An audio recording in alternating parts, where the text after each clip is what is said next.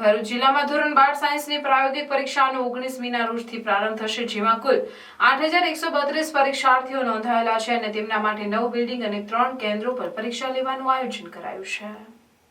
12 સાયન્સની બોર્ડ પરીક્ષામાં રસાયણ વિજ્ઞાન, જીવ વિજ્ઞાન અને ભૌતિક વિજ્ઞાનની પ્રાયોગિક પરીક્ષા લેવામાં આવશે.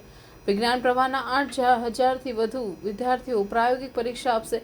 રસાયણ વિજ્ઞાનમાં 3122, ભૌતિક વિજ્ઞાનમાં 3122 અને જીવ વિજ્ઞાનમાં 1888 વિદ્યાર્થીઓ નોંધાયેલ છે, જેમાં શિક્ષણ વિભાગ કચેરીના 5 તેમજ પોલીસ અધિક્ષકની કચેરીના 12 સ્ટાફ તેમજ પરીક્ષા કેન્દ્ર પર કુલ 143 સ્ટાફ પરીક્ષા દરમિયાન ઉપસ્થિત રહેશે.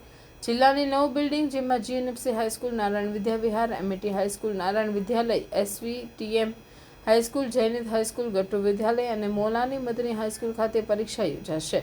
ભરૂચ જિલ્લામાં જંબુસરમાં 1 સેન્ટર, અંકલેશ્વરમાં 4 અને ભરૂચમાં 4 સેન્ટર પર પરીક્ષા માટે આયોજન કરવામાં આવ્યું છે, જેને લઈને શિક્ષણ વિભાગ દ્વારા પૂર્વ તૈયારી કરવામાં આવી છે. પરીક્ષા દરમિયાન પોલીસ કર્મચારીઓ પણ સ્થળ પર હાજર રહેશે.